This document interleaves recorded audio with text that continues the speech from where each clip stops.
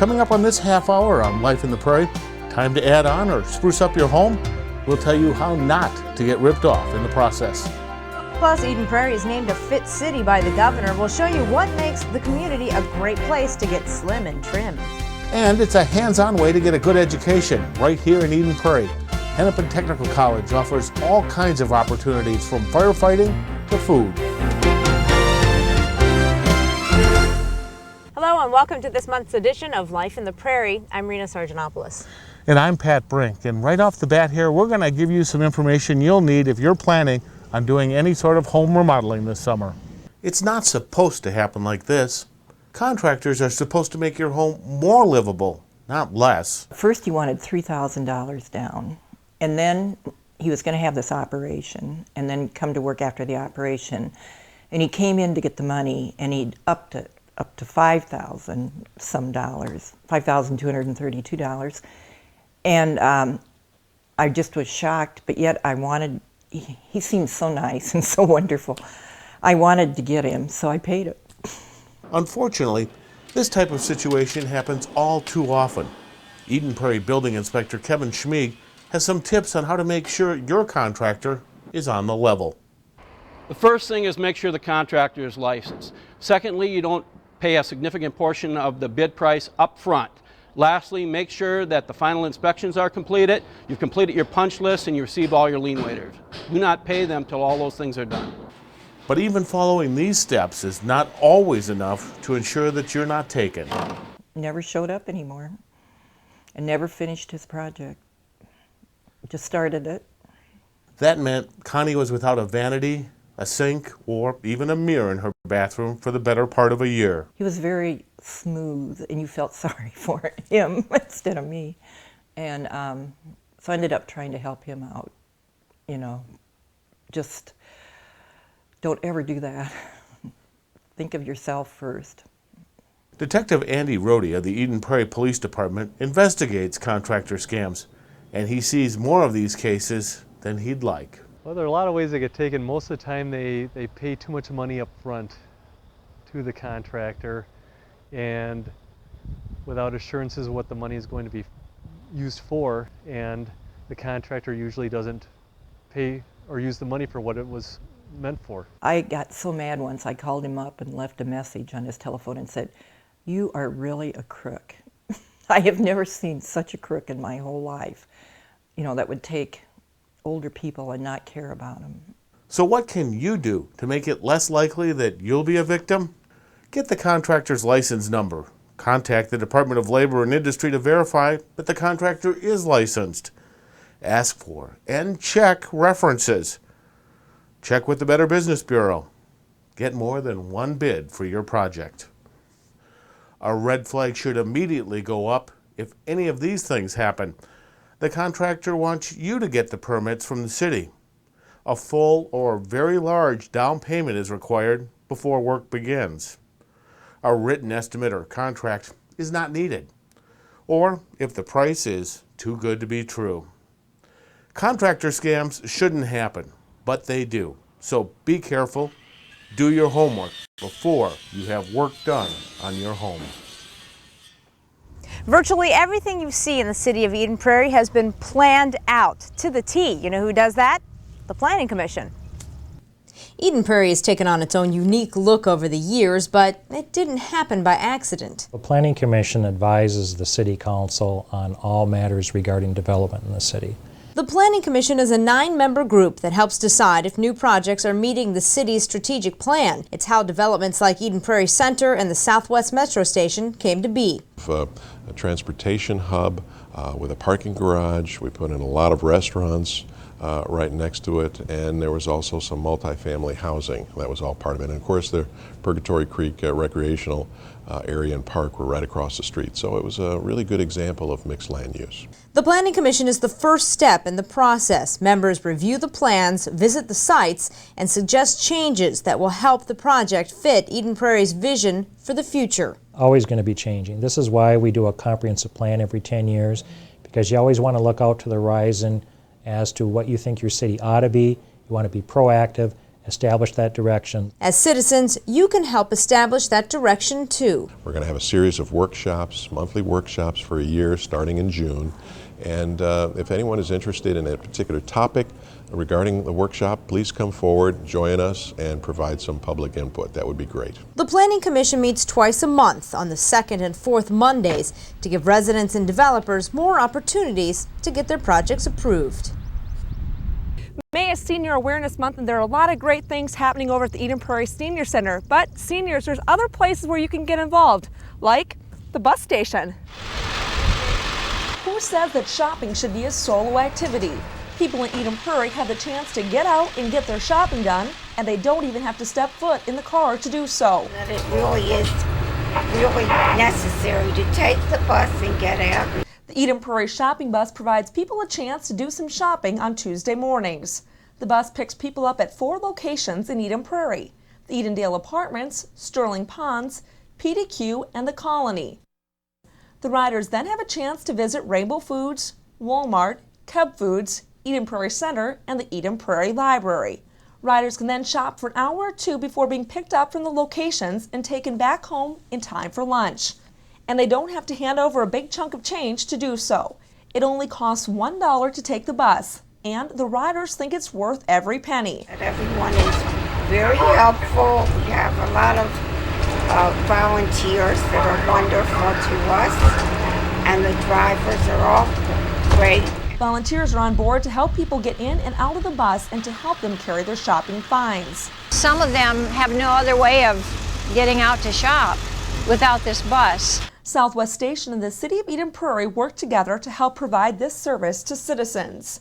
It's one thing to have the bus, but if you don't have the riders, it doesn't make it work. Whereas we, the community, the city, prop, the other folks, we knew how to get the riders. We just didn't have the bus. So it's just wonderful the way it came together. But there's more to the bus than a way to do some shopping. It is as much for social and for fulfillment of the human need for contact and social interaction as it is for the need to get groceries. So whether people are looking for a chance to buy their groceries, stroll through the mall, find a good book, or just mingle with friends, the Eden Prairie shopping bus invites you along for the ride. Eden Prairie is known for its walking paths and its parks. It's a great place to go outside and get some exercise. And I need some. We won't go into All that. right. But what we'll go into is the fact that the governor just named Eden Prairie a fit city, and Kim Johnson tells you why. Oh, I walk around here a lot. Whether your favorite way to stay fit is walking, running, or biking, the City of Eden Prairie is a hot spot to do it. You don't have to look very far to find good places to walk. The City of Eden Prairie was recently designated as Governor's Fit City by the Minnesota Department of Health and Governor Pawlenty. That's cool. I think it deserves it because I definitely enjoy biking on all the trails it has with my buddy, David. A Governor's Fit City is a city that supports and encourages its residents to be more physically active by meeting certain criteria. It wasn't that we had to make drastic changes, or if any changes at all, in our programs in order to meet the criteria. We have a long-standing commitment to fitness. I think the people out in Eden Prairie, if you look at our sidewalks and trails on any day of the week, they're full of people biking and walking and running. I think I saw it. I saw an article in the Star and Tribune. It was a teacher at Prairie View Elementary who came up with the idea to apply for this title. I think we've got a lot of facilities, we've got a lot of good things going, but I think we need to keep working at it. I mean, I've told people in the elementary school, it's been frustrating. We only have Phy-Ed, physical education, once every 4 days at the K through 4. And that is actually significantly less than a lot of our neighborhood school districts do. And it's once every 4 days for 45 minutes, so it's a pretty good chunk, but it's not very frequent. So most kids get it once a week, and one of my goals is we definitely can do better. Plevka is doing his part by starting a run club every Friday for the kids at Prairie View. On this day, parents could come and sweat a little too. Great exercise for the kids. They don't need anything special. They put on their shoes and they can go. They can run around their house. They can run here in the gym, and just a very fun exercise for them. Oak Point and the City of Eden Prairie also have run clubs for the youth. It's programs like these that have earned Eden Prairie the title of Governor's Fit City. It's a very active city, and as a result, we've been doing things like building trails for people to be active, trying to think about how we make our city more walkable. In the upcoming year, the city will be making major facility improvements. The community center will soon have a gym, an outdoor track, and expanded cardio and weight rooms. And I like to walk for my health. And the parks and trails will undergo renovations to provide even more fitness options. But walking makes me feel better. For Life in the Prairie, I'm Kim Johnson. Coming up next on Life in the Prairie, paying teachers on merit. The governor introduces a plan that gives a boost to those who put out their best. And looking good, they're potting plants to save trees. We'll tell you about a group working hard to save Birch Island Woods.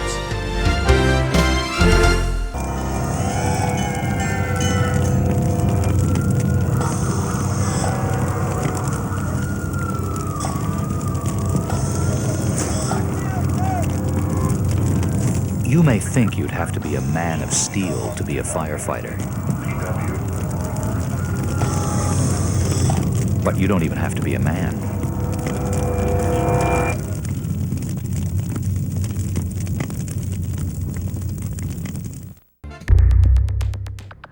You're all set to go. That's it? That's it. That was easy. At counter number 3.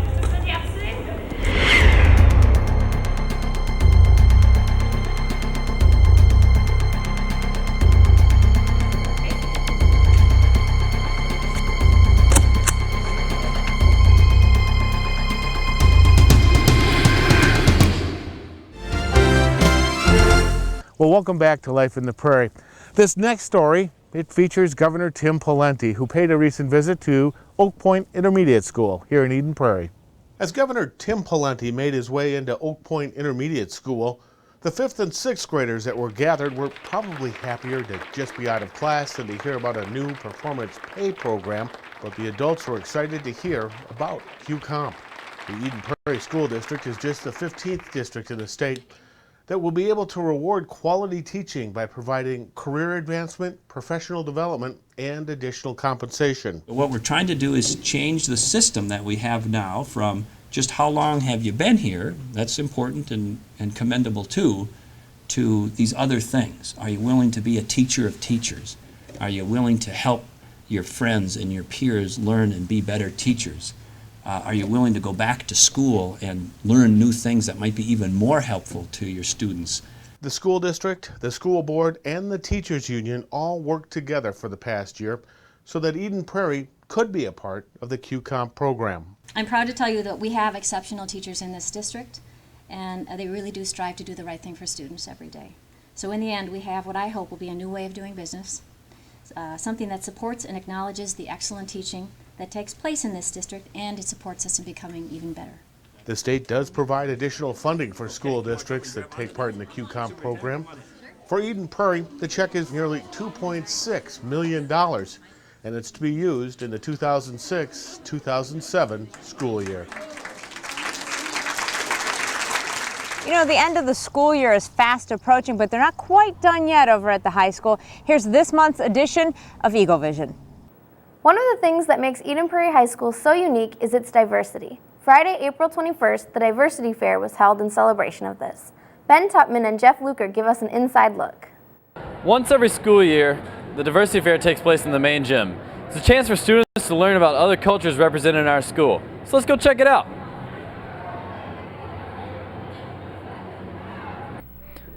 In her first year as director of the Diversity Fair, Ms. Davidson found out that the students organized much of the event.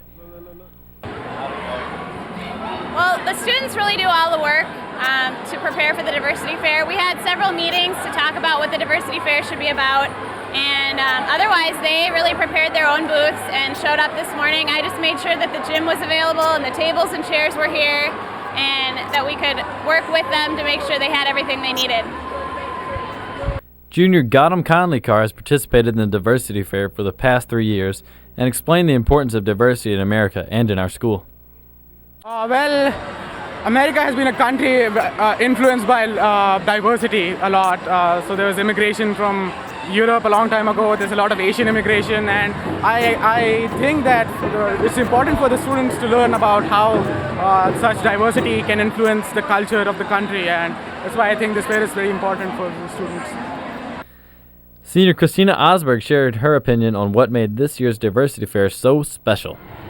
My favorite part of the diversity fair today was just like going around and seeing all the different music, because I think it's really cool to have different music from different cultures and stuff, and to see everybody dancing and everybody dressed up in the different costumes and stuff. I thought that was really cool. Reporting for Eaglevision News, I'm... Other announcements are prom on May 13th. The theme this year is Las Vegas. Also, there will be no school on May 29th. That's all for May. Reporting from the high school, I'm Sonja Ostlund. Buying plants may help to beautify your yard, but it's also going to help preserve other parts of our community. Kim Johnson has the story. I mean, it's so simple. According to the folks at the Plevka Heritage Farm, anybody can do what they do. We've dug the plants this week. We are going to water them, we're going to sweat them out, we're going to get them to leaf out, we'll get them blooming in some cases. No matter how big the task. It hits close to home, I guess. These moms and dads, grandmas and grandpas, kids and grandkids I help plant the plants. are doing their part to pot plants. I had to stick the little tags in. We're doing ornamentals, flowering crabs, some of the small hawthorns and honeysuckles, and then we're doing small barberries and foundation plantings. Basically landscape plants that people can use in their yards for a variety of reasons. The plants will eventually be sold, and the benefits? They'll go to improve this 36 acres of preserved land known as Birch Island Woods. I think anytime you're trying to preserve land in the area of the Twin Cities so that we don't have a lot of development, that we have land that can be used for recreational, wildlife. You see wildlife moving out and they have no place to go, and I think it's very important. Let's see those dirty hands. Even if the hands got a little dirty. Into the dirty water. It was like playing in the mud. There couldn't have been a better way to spend a Saturday morning for these folks. Oh, it's so important to have this natural space for the community. My husband and I walk through the woods daily when the weather permits. And we're so delighted that we're able to preserve this space. So I want to do my part to help out.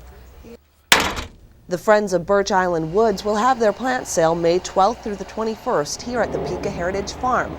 And the profits will go to upkeep and making new trails in the preserve. I just walk through the forest and I see lots of trees and sometimes I see birds. And of course, to keep wildlife a little closer to home. Reporting for Life in the Prairie, I'm Kim Johnson. Still to come on Life in the Prairie, getting a good education doesn't necessarily mean going to the U. Find out how you can learn things hands-on at Hennepin Technical College. And Eden Prairie will get even safer soon. A new fire station will open, and that means more coverage for residents. To the Mall of America and beyond, at least on Saturdays and Sundays. Yes, that's right. Southwest Metro Transit now has bus service on weekends to the Mall of America. From there, it's just a free transfer away from taking light rail to downtown Minneapolis. Check out Southwest Metro's website, www.swtransit.org, for all the information. Did you know a typical Minnesotan creates about 6 pounds of garbage each and every day? Every day? Yeah, but who wants to be typical anyway? Not me. Alright, well, did you know? Just think of some of the things that could end up in your trash that could be recycled. Like newspapers, or maybe pop cans, or plastic milk jugs. Wow. But don't put things like, well, juice boxes, or pizza boxes, or the plastic bags. None of that. None of that should go in the recycling. Ooh, okay.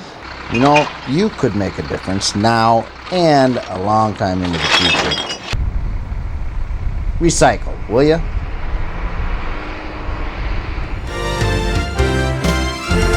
When you think of post-secondary education, you may not even think of the college that's located right here in Eden Prairie, but it's a unique institution, Hennepin Technical College.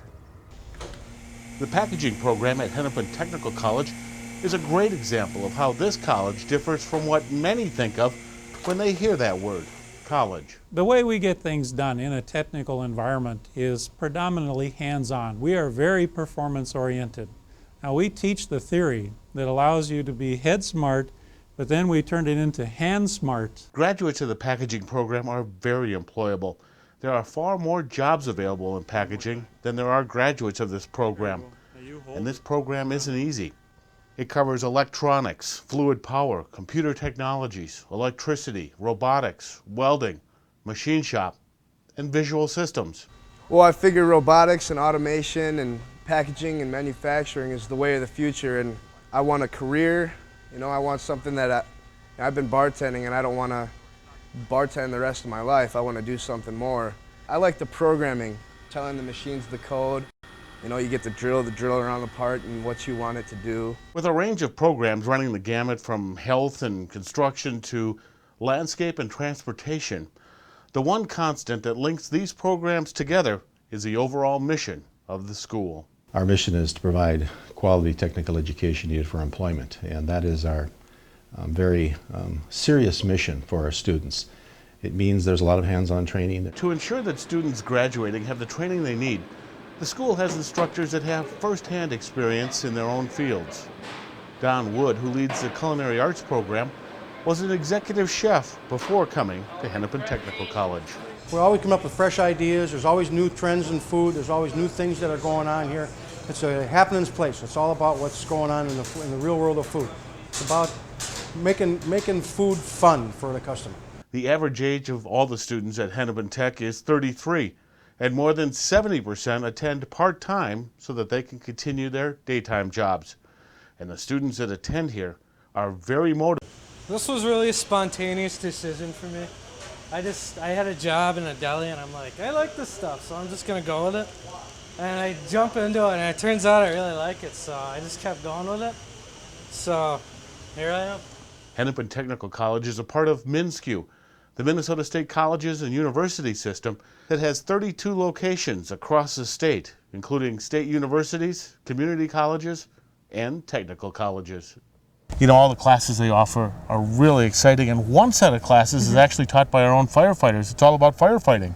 Well, that's kind of interesting because we're always looking for new firefighters here in Eden Prairie. And in fact, we're going to need even more now that we just broke ground for a new fire station number 4. After some 2 years of work, it was time to kick things off and hold a groundbreaking ceremony for a new fire station in Eden Prairie. The sky was clear, but the wind was whipping as the gold-plated shovels being manned by elected officials, city staff, and representatives from the contractor chosen to build the new station stood at the ready. 1, 2, 3. Fire station number 4 is being built at the intersection of Dell Road and Linwood Court in southwest Eden Prairie. Southwest Eden Prairie has been where the majority of our growth has taken place over the last 10 years, and so we wanted to have a neighborhood fire station in southwest Eden Prairie to help response times and serve our citizens better in this part of the city. New volunteer firefighters, both men and women, are needed to help staff the city's 4 fire stations. In the immediate area of the new station, there are more than 700 living units, and it's hoped that residents from that part of the city will heed the call and consider becoming a firefighter. Speaking of becoming a firefighter, on June 7th, the Eden Prairie Fire Department will be holding 2 recruitment open houses at station number 1, which is located near City Center. If you're interested in becoming a firefighter, come to either of the 2 open houses. The hours are from 9 to noon or 6 to 9 at fire station number 1, located near City Center. You know, we mentioned about the June 7th open house if you're interested in becoming a firefighter. Well, if you're a woman and interested in becoming a firefighter, there's a special event on June 10th, the Women's Fire Expo, and you can get all the details right on our website. Well, another cool thing about being a firefighter, if you actually become one, is you could win a pretty cool award, and that's called the Firefighter of the Year. This year, Jay Bolin takes that prize. Eden Prairie's volunteer firefighters are already a dedicated bunch, so how do you pick out a standout in a crowd of standouts? It was quite a surprise to me, though. I didn't expect to win it. He goes out of his way to ensure that knowledge is instilled in every firefighter that he comes into contact with. Jay Bolin has been named Firefighter of the Year. It's probably one of the best awards I've ever received because I know I didn't have to go out there and compete for this or anything like that. It's nothing that I won. It's something that I was awarded to me. And to me, that's more important than, competing for it. More important, because Jay's peers decided he was the best example of what an Eden Prairie firefighter should be. Nominations come from within the department. It's not from management of the fire department, it's from the firefighters themselves. So just to be nominated is a great honor, and then to be selected is really kind of frosting on the cake, because then you're kind of selected from that elite group to represent all the rest of them. Jay is known for his expertise in training, driving the trucks, and car extrication. He's mentored probably everybody at the fire station number 3 that's come along after him. And you know, his heart's in the right spot. He was always there when we need him.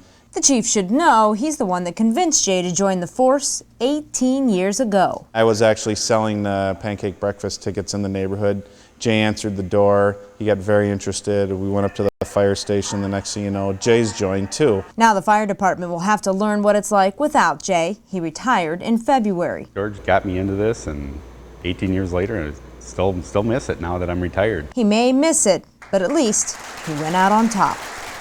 Well, that's it for this month's edition of Life in the Prairie. Next month, I'll be back with stories on the new Airport Commission, as well as a story on the mayor going to Lodi, China. But Rena, she'll be moving down the dial from 16. That's right, I'll be going to Channel 11, so I won't be here for Life in the Prairie any longer, but it's been a wonderful time in the City of Eden Prairie. It's a beautiful community and kind of sad to go. But you can still see her if you get up early and see her on the morning news on Channel 11. Thank you.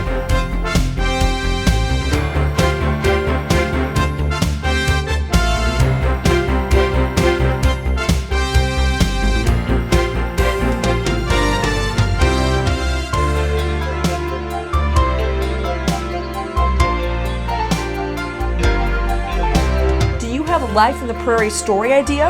Give us a call at 952-949-8434 or email communications@edenprairie.org.